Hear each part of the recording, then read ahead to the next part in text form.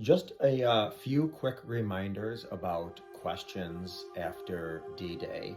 So you found your partner, your spouse, your significant other was leading a double life, had an affair, was acting out sexually, whatever they were doing. One of the things that I want to say is you have to feel as if you have number one, the right to ask anything you want. And I mean anything you want.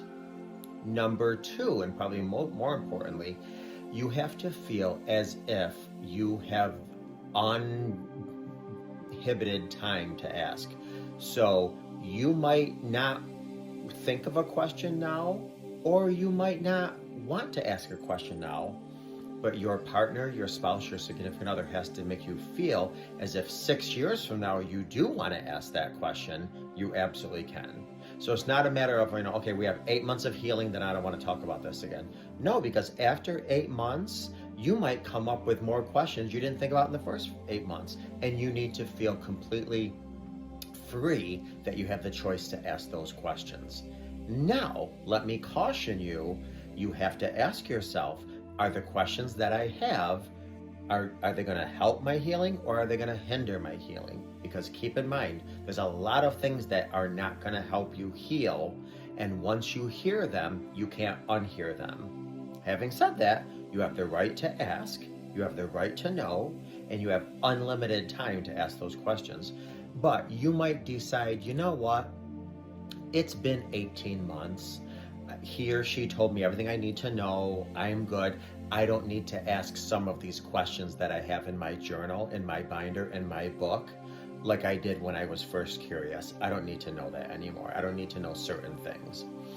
However, keep in mind, like for instance, a lot of professionals will tell you you don't need to know specific places. And I'm kind of in agreement with that. There are some exceptions. One of the exceptions is this.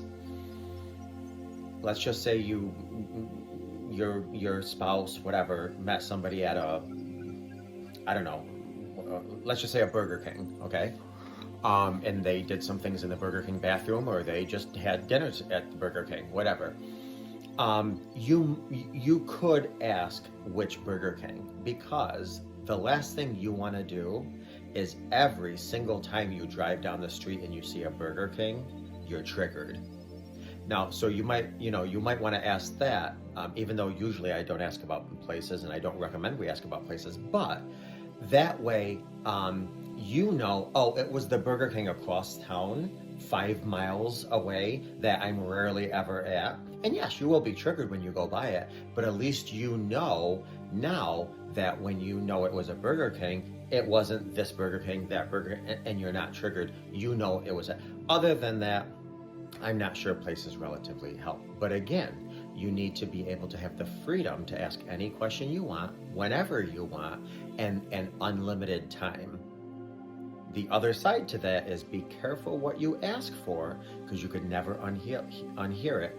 And there are a lot of questions that will hinder your healing, not help your healing. So write down questions, but unless it's an absolute need to know for whatever purpose, safety, survival, what have you, wait to ask that question. And if you still have a burning desire for that question to be answered, even after you've healed a little bit, ask away. But please don't make your journey of healing any more difficult than it will already be.